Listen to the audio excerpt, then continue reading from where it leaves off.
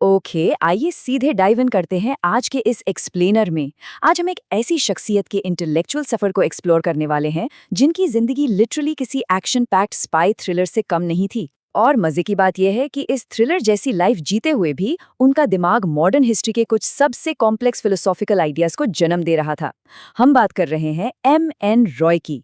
आज हम उनकी लाइफ, उनके रेवोल्यूशनरी आइडियाज और उनके फेमस रेडिकल ह्यूमनिज्म के कॉन्सेप्ट को डीप डाइव करके समझेंगे। हमारा पूरा फोकस होगा एक रेडिकल माइंड के एवोल्यूशन पर। सो बिना किसी डिले के लेट्स गेट स्टार्टेड और देखते हैं कि कैसे एक इंसान जो पहले दुनिया भर में रेवोल्यूशंस लाने में बिजी था, उसने खुद के ही अंदर एक पूरी फिलोसॉफिकल रेवोल्यूशन खड़ी कर दी। आगे बढ़ने से पहले एक क्विक नज़र आज के रोड मैप पर डाल लेते हैं। हम स्टार्ट करेंगे उनके क्रांतिकारी सफर से, फिर देखेंगे कि कैसे वो मार्क्सिज्म से ह्यूमनिज्म तक शिफ्ट हुए। उसके बाद हम कवर करेंगे मटेरियलिज्म की बुनियाद, उनके न्यू ह्यूमनिज्म के सिद्धांत, रैडिकल डेमोक्रेसी का सपना और फाइनली एक नए पुनर्जागरण की जरूरत क्यों पड़ी। ये एक हैवी लेकिन ट्रस्ट मी बेहद फैसिनेटिंग इंटेलेक्चुअल जर्नी होने वाली है। तो पहला सेक्शन है राय का क्रांतिकारी सफर। उनके कॉम्प्लेक्स माइंड को समझने से पहले ना उनकी इस एक्शन पैक्ड लाइफ को समझना बहुत जरूरी है। देखिए, ये कोई टिपिकल आराम से बैठने वाले फिलोसोफर नहीं थे। He was a man of action. Ground पर उतरकर दुनिया बदलना चाहते थे वो। उनके जियोग्राफिकल और आइडियोलॉजिकल जंप सुनकर आप हैरान रह जाएंगे। सोचिए जरा, 1887 में बंगाल में नरेंद्रनाथ भट्टाचार्य के नाम से इनका जन्म हुआ। वर्ल्ड वॉर 1 के टाइम पर ब्रिटिश रूल को उखाड़ फेंकने के लिए आर्म्स और एम्यूनिशंस की तलाश में ये जर्मनी और अमेरिका तक गए। वहीं पर इन्होंने अपना नाम चेंज करके M.N. रॉय रख लिया, एक गन टोटिंग नेशनलिस्ट जो लिटरली दुनिया घूम रहा है। फिर 1919 में मेक्सिको पहुंचकर उन्होंने वहां की सोशलिस्ट पार्टी को सोवियत यूनियन के बाहर की पहली कम्युनिस्ट पार्टी में ट्रांसफॉर्म कर दिया। इन एक्सप्लॉइट्स ने डायरेक्ट लेनिन का ध्यान खींचा, जिन्होंने 1920 में इन्हें रशिया इनवाइट किया। पर इतने ग्लोबल रेवोल्यूशंस के बाद जब वो फाइनली इंडिया वापस आए तो 1930s में उन्हें 6 साल की रिगरस इम्प्रिजनमेंट यानी कड़ी कैद मिली, एकदम अकेली कोठरी में। और एक्चुअली यही वो वक्त था जब उनका दिमाग एक्शन से थोड़ा शिफ्ट होकर डीप फिलोसॉफिकल सोच की तरफ मुड़ने लगा। जब वो 1936 में जेल से बाहर आए तो उनकी अप्रोच पूरी तरह से बदल चुकी थी। पावर फॉर द पीपल का कॉन्सेप्ट अब उनकी लाइफ का ड्राइविंग फोर्स बन गया। एक इंसान जो कभी टॉप ग्लोबल कम्युनिस्ट सर्कल्स और आर्म्ड रिबेलियंस का कोर हिस्सा हुआ करता था, वो अब इंडियन नेशनल कांग्रेस ज्वाइन करके ग्रास रूट लेवल पर प्राइमरी कमिटीज को एक्टिवेट करने लग गया। उनका पूरा फोकस अब डायरेक्टली आम लोगों के हाथों में रियल पावर देने पर आ चुका था। और यहीं से शुरू होता है हमारा दूसरा सेक्शन, मार्क्सिज्म से ह्यूमनिज्म तक। एक वक्त था जब M.N. रॉय एक कट्टर कम्युनिस्ट थे। उन्होंने कार्ल मार्क्स को एक ग्रेट ह्यूमनिस्ट के रूप में डीपली रिस्पेक्ट किया था। लेकिन धीरे धीरे इस आइडियोलॉजी से उनका मोहभंग होने लगा। अब सवाल ये उठता है कि क्यों एक इंटरनेशनल कम्युनिस्ट लीडर ने अपने ही कोर बिलीफ्स को ऐसे क्वेश्चन करना शुरू कर दिया। आइए इस इंटेलेक्चुअल कॉन्फ्लिक्ट को समझते हैं। इस शिफ्ट को कंप्लीटली समझना बहुत क्रूशल है। एक तरफ हमारे पास मार्क्सिज्म है जो प्रैक्टिकली पूरी हिस्ट्री को सिर्फ क्लास स्ट्रगल और इकोनॉमिक लेंस से देखता है और मानता है कि प्रोलेटेरिएट की डिक्टेटरशिप जरूरी है। दूसरी तरफ रॉय की अपनी उभरती हुई सोच थी। उन्हें लगने लगा था कि मार्क्सिज्म कहीं न कहीं ह्यूमन इंटेलेक्ट और इंडिविजुअल माइंड की पावर को इग्नोर कर रहा है। उनका मानना था कि हिस्ट्री सिर्फ और सिर्फ इकोनॉमी से नहीं चलती, राइट? ह्यूमन कॉन्शियसनेस, इंटेलिजेंस और मोरालिटी भी इक्वली पावरफुल सोशल फोर्सेज हैं। रॉय ने न्यूट्रली एनालाइज किया और इस नतीजे पर पहुंचे कि मार्क्सिज्म में एथिक्स और इंडिविजुअल फ्रीडम की कमी थी। तो द मोस्ट क्रूशियल क्वेश्चन जो यहाँ इमर्ज होता है वो ये है, पर आम इंसान आज़ाद कैसे होगा?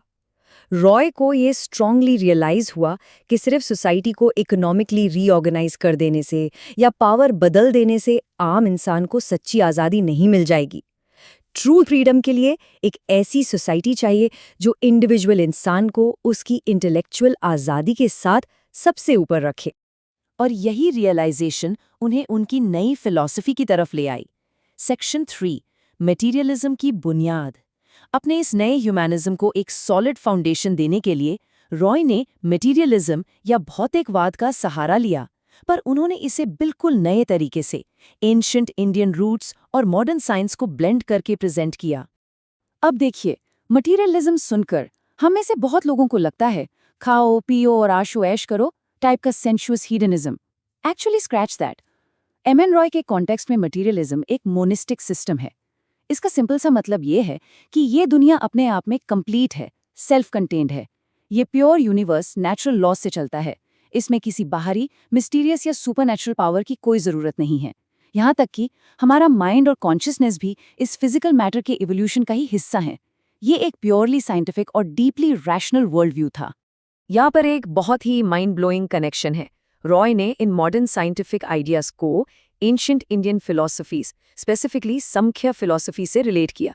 जैसे संख्या में एंशिएंट सेज कपिला ने बताया था कि प्रकृति यानी प्राइमेवल मैटर अपने आप इनहेरेंट लॉज से मूव करती है। ठीक वैसे ही रॉय ने कहा कि यूनिवर्स ऑटोडायनामिक है। उन्होंने भी मिथोलॉजिकल और थियोलॉजिकल एक्सप्लेनेशंस को कंप्लीटली रिजेक्ट कर दिया। उनका लॉजिक था कि चूंकि इंसान इस सेल्फ सफिशिएंट नेचर का ही पार्ट है, तो हम नेचर से कुछ गुनास या क्वालिटीज नेचुरली इनहेरिट करते हैं, जैसे आज़ादी की चाहत, रैशनैलिटी और मोरालिटी। एक तरह से देखा जाए तो रॉय मॉडर्न टाइम्स के कपिला बन गए थे। इस हैवी कॉन्सेप्ट को अगर एक सिंपल लाइन में समराइज करना हो तो एमएन रॉय का ये मशहूर कोट एब्सोल्युटली परफेक्ट है, man is the maker of his world. असल में इसका कोर मीनिंग क्या है? इसका मतलब है कि इंसान कोई बेचारा या हेल्पलेस प्राणी नहीं है जिसे कोई एक्सटर्नल फोर्स कंट्रोल कर रही हो। हम नेचर का एक हाईली इवॉल्व्ड और रैशनल हिस्सा हैं, और हमारे पास लिटरली वो बायोलॉजी और इंटेलेक्ट है जो हमें अपनी किस्मत खुद लिखने की ताकत देती है। इसी मटीरियलिज्म और इंडिविजुअल फ्रीडम के सॉलिड बेस पर खड़ा होता है एमएन रॉय का सबसे बड़ा intellectual masterpiece, section 4, new humanism के सिद्धांत। कन्वेंशनल पॉलिटिक्स और मार्क्सिज्म को पीछे छोड़ने के बाद उन्होंने अपने आइडियाज़ को एक स्ट्रक्चर दिया, जिसे आज हम उनके फेमस 22 थीसिस के रूप में जानते हैं। आइए इन रैडिकल ह्यूमनिज्म के टेनेट्स को ब्रेक डाउन करते हैं। सबसे पहला और सबसे इंपॉर्टेंट पॉइंट इंडिविजुअल सोसाइटी से पहले आता है, यानी सोसाइटी इंसान की भलाई के लिए बनी है, ना कि इंसान सोसाइटी के लिए सैक्रिफाइस होने को। दूसरा, फ्रीडम सबसे हाईएस्ट वैल्यू है।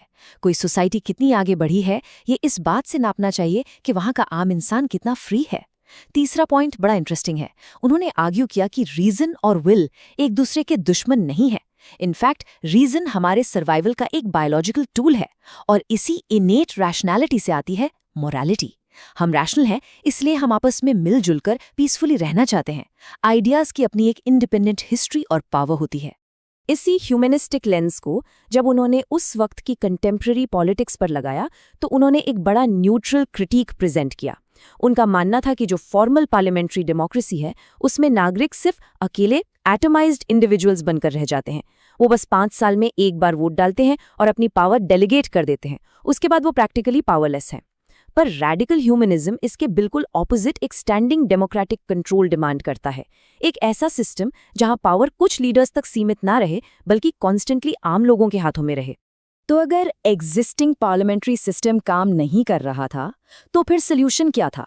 सेक्शन 5, रैडिकल डेमोक्रेसी का सपना। रॉय ने सिर्फ हवा में फिलॉसफी नहीं बनाई, उन्होंने सोसाइटी को बॉटम अप ऑर्गेनाइज करने का एक पूरा प्रैक्टिकल फ्रेमवर्क डिजाइन किया ताकि इस नई आज़ादी को सच में अचीव किया जा सके। उनका ये विजन क्लियरली इन स्टेप्स में दिखता है। स्टेप 1, जो लोग मेंटली फ्री हो चुके हैं और इस ह्यूमनिज्म को समझते हैं वो आपस में यूनाइट हों। स्टेप 2, देश भर में पीपल्स कमिटीज का एक हाईली डिसेंट्रलाइज्ड नेटवर्क बनाया जाए, पावर को ऊपर से नीचे नहीं, नीचे से ऊपर भेजा जाए। स्टेप 3, ये कमिटीज सिर्फ इलेक्शंस तक लिमिटेड ना रहें बल्कि सिटीजन्स इनके through day to day decisions लें, अपनी रियल सॉवरेन पावर यूज करें। और finally step 4, economics. Roy practically जानते थे कि भूखा इंसान फिलॉसफी पर बात नहीं कर सकता। एक guaranteed rising standard of living बहुत जरूरी है ताकि हर इंसान का ट्रू इंटेलेक्चुअल और क्रिएटिव पोटेंशियल कंप्लीटली अनलॉक हो सके। सो ये रेडिकली नया सोसाइटी का मॉडल आएगा कैसे? किसी पॉलिटिकल पार्टी या लीडर के थ्रू? रॉय ने कहा एब्सोल्युटली नॉट। सेक्शन 6, एक नया पुनर्जागरण। उनका सबसे स्ट्रॉन्ग और फाइनल आर्ग्यूमेंट ये था कि कोई भी फिजिकल या पॉलिटिकल रेवोल्यूशन तब तक सक्सेसफुल नहीं हो सकती जब तक पहले एक फिलोसॉफिकल रेवोल्यूशन यानी एक रेनेसां ना लाया जाए। रॉय यूरोपियन रेनेसांस से डीपली इंस्पायर्ड थे और इंडिया में भी एग्जैक्टली वैसा ही एक इंटेलेक्चुअल अवेकनिंग चाहते थे। इसका पाथ उन्होंने क्लियर कर दिया। सबसे पहले हमें ब्लाइंड फेथ, अंधविश्वास और फेटलिज्म यानी हर चीज किस्मत या कर्मा पर छोड़ देने की सोच के खिलाफ रिवोल्ट करना होगा। दूसरा, आम लोगों को फ्रीडम और रैशनैलिटी की ट्रू वैल्यू पर एजुकेट करना होगा। वो एंशिएंट इंडियन हिस्ट्री के खिलाफ नहीं थे। इनफैक्ट वो चाहते थे कि हम वहाँ के पॉजिटिव साइंटिफिक थॉट्स को बचाएं, पर उन सभी पुरानी डिकेड ट्रेडिशंस को उठाकर फेंक दें जो हमें रोकती हैं। साइंटिफिक नॉलेज को एम्ब्रेस करना होगा ताकि डॉगमैटिक रिलीजन का असर खत्म हो और सच में इंटेलेक्चुअल आज़ादी आए।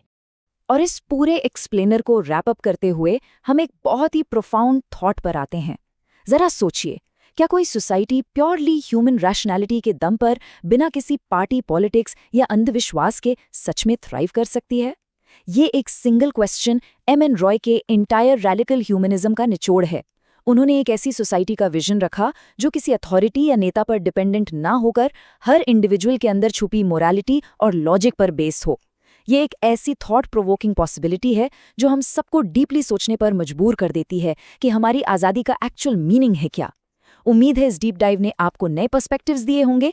Keep questioning the norms.